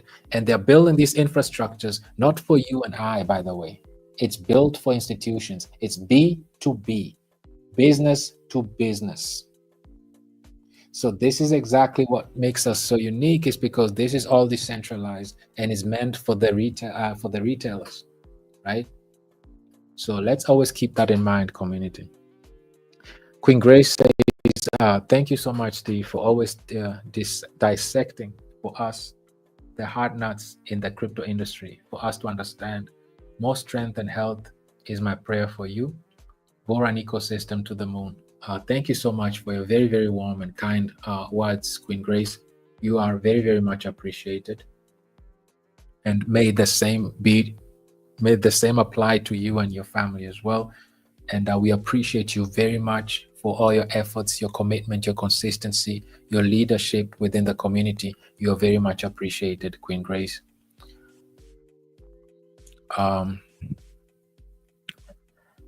Konolotu says, wow. Brother Ernest says, greetings to you all, my beloved BRL community. Another day, another gain.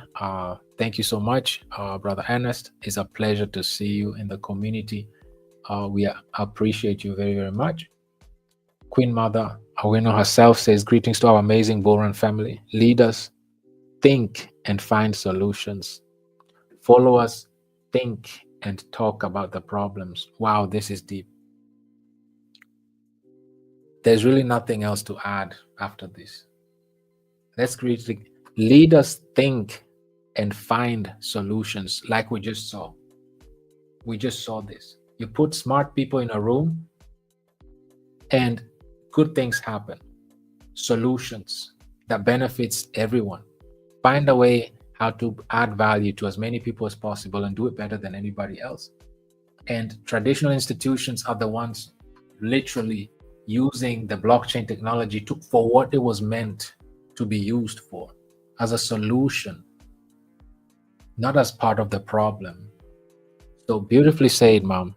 Leaders think and find solutions. Followers think and talk about the problems. thank you, Steve, for developing an ecosystem in the community's best interest. Thank you so much, Mom, for your leadership by example, for your consistency, for your passion for us as a community.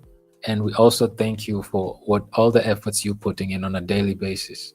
So there's nothing more beautiful than leadership by example, right? It challenges the rest of us to also pull our weights individually and collectively to just at least match up to what you are showing us by your leadership. And thank you for your feedback. And these are beautiful words, very encouraging and uplifting, and very, very true, right?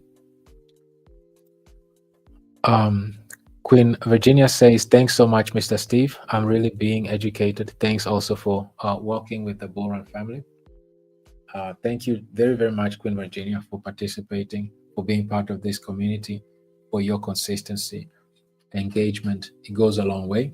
We're all just part of a bigger picture, and we're all just adding value in our own special way, individual ways that we know best. So all of us play a major role in this ecosystem success. That's the beauty of a decentralized global community. And this is the best way to take advantage of the network effect that we always talk about, right? The more people adopt and use this platform, that's how it becomes more valuable, right? And as it does so, through our problem solving and solution based mechanisms and smart contracts, the more volume we have, the more liquidity we retain, the scarcer our supply, the more USDC distributions we accumulate simply by using our volume efficiently, right? And we need a platform that is efficient and sustainable, right? So the more we grow, the more adaptation, the more sustainable, the more stable, the more efficient it becomes. And it's a win-win-win for everyone. Whether you're a trader, you're a holder, you're a staker, it doesn't matter. It's a win-win for all of us. That's what these smart contracts and this blockchain technology was meant to be in the first place. Queen Marilyn says, wow, amazing session going on. Very pleased and humbled that it was something that you can take away from, that you can benefit from. We are very, very pleased that you are able to take advantage of today's session and participating in it. We are very much appreciated. Queen Kube says, thank you so much, Brother Steve. I'm following the presentation well. I'm glad to hear that. I appreciate this feedback. This is always very humbling to understand and to get a feedback like this, because it just shows me that we're all on the same page, right? That we all understand the purpose. We understand that we are purpose driven. We understand the mission. We understand the current challenges we face in our industry. We understand that we have an ecosystem that literally is developed specifically to address these challenges that we experience. So thank you so much, Queen Kube, for your feedback. It's a pleasure to know that. Queen Emily says, good evening, family and Brother Steve, following keenly. Another feedback that is very much appreciated. Glad that you do so, Queen Emily. Thank you very much for your feedback. You are very much appreciated as well. And we are always glad to see you consistently participating in these community events. Queen Sarah says, thank you, Steve, for your effort in educating us and continued support, especially in this industry. Thank you so much, Queen Sarah. You're very much appreciated as well, and for your consistency and participation. Queen Marilyn says, great session indeed.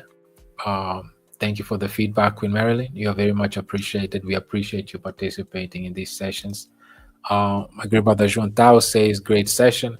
Glad that, thank you for your feedback. Glad that you're able to take away something from today's session. Queen Marilyn says, we are indeed encouraged, inspired, educated, and empowered. Thank you, Brother Steve. Thank you too very much. Once more, Queen Marilyn, for your feedback. Very, very much appreciated. And we're always pleased to see you in the community. Great Mother Caroline says, we have received the green light. It's time to stay focused, dedicated, committed, and show value to others. There's really nothing else to add, Queen Mother Caroline. You brought it to the point, and thank you so much for your feedback. You are highly appreciated for all your efforts, your commitment, your encouragement, your leadership, your consistency are very, very much appreciated. And there's really nothing else to add here. Beautifully said. It's time to stay focused. We are giving the green light. Dedicated, committed. Let's stay focused, dedicated, committed, and show value to others. Beautifully said. Beautifully said. Queen Pai says, good evening, family, and greetings to everyone. Greetings back to you too, Queen Pai. I hope you and yours are great. It's a pleasure to see you in the community today. You are very much appreciated. Great Uncle George says, thanks, Steve, for your dedication and focus. Thank you so much, Uncle George. You're also very much appreciated for your dedication to the community and your focus as well, your leadership, your consistency. You're very much appreciated. Great Brother Theo says, dedication and wisdom you continue to share freely with us that allows us to be and stay ahead of the game is priceless and greatly appreciated. Great one. Thank you for always looking out for all of us. You're just as much appreciated, Great Brother Theo. Thank you for your consistency. We appreciate your kind and welcoming words. Very much appreciated.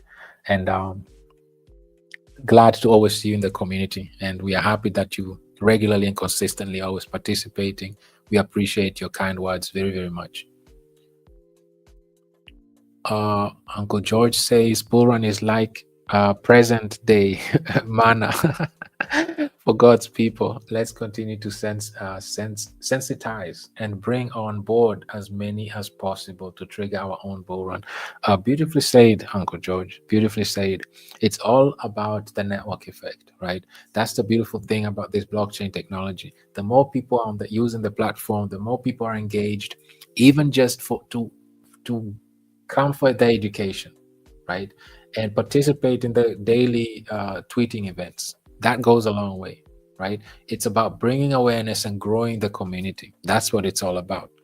Because once we start using and taking advantage of that network effect, we have the ecosystem and the mechanisms and the smart contracts to sustain us as a community, right? And to get us going and running.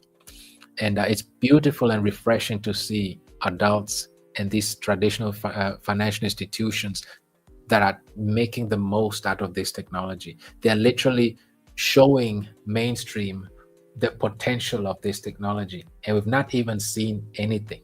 Right now, they're just onboarding everything using this technology. We have not even started seeing cutting edge technologies and new applications, just like in 2007. When Apple came out with the iPhone, nobody knew that there would be a whole new industry known as the application industry. There was no Uber, there was no Airbnb, there was not all these applications we can't be without today. None of them was there. No Instagram, no Facebook, none of these. No TikTok. None of these were out until iPhone came with App Store, with iPhone, and then it opened a whole new door. And this is where we face right now. Institutions are coming in. Creative developers are about to come in and develop applications we never even thought about, right? And developers follow the money. They go where the money is, right? And obviously, if it's good enough for Mastercard and Visa and JPMorgan and BlackRock to build the entire infrastructures, which they've been building for the last 4 years, then it's definitely good enough for us. So with that said, community, I just want to thank all of us for this. And on a high note, this is the best way to close out this session, what Uncle George said. Let's continue and bring on board as many people as possible using the network effect by engaging with, even with this video right now, by participating on our daily Twitter events. This is the best we can do, right? The least we can do. So with that said, community, I want to thank you all for participating. You're all very much appreciated. And for the Queens tomorrow, I wish you all a wonderful session again as you have your weekly session on Friday.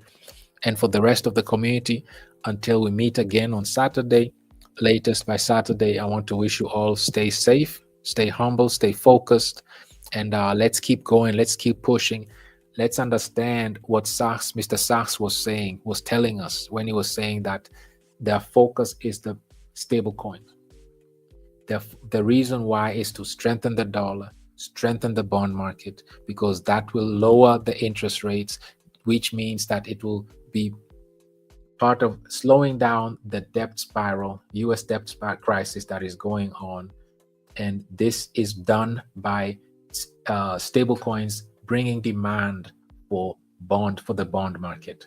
And like we saw, the bond market is getting ready to be tokenized, and stable coins are in high demand, and banks are now allowed to interact with digital assets, mainly stable coins. They'll be issuing their own stable coins and generate revenue that way and be more liquid that way and start building reserves on their own, right? And this is what we look forward to, because the banking system is the foundation for liquidity, and stable coins are the green light for liquidity.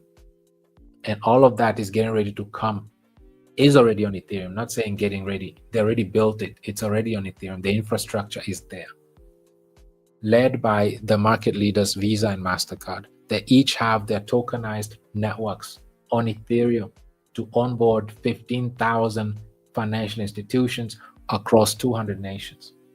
They have no competition, and they chose Ethereum. So there's nothing that comes after Visa and Mastercard. There's nobody else.